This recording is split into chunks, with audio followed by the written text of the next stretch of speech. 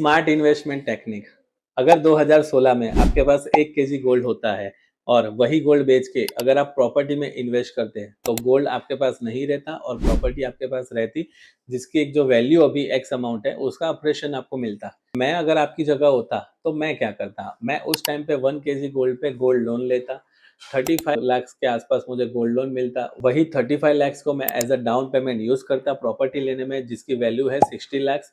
और आज 10 साल के बाद अगर मैं उसको कैलकुलेट करता तो मेरा जो एक 1 केजी गोल्ड है उसकी वैल्यू अभी हो गई है 1.5 CR और मेरी प्रॉपर्टी की वैल्यू 60 लाख से बढ़कर उसकी वैल्यू हो चुकी है अभी 1.5 करोड़।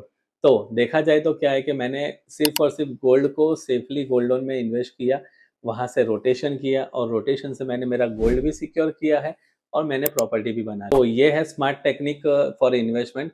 अगर ऐसी इन्वेस्टमेंट टेक्निक जाननी हो तो मिस्टर गोल्डस्मिथ को आज ही DM करिए। Thank you. जय श्री कृष्ण।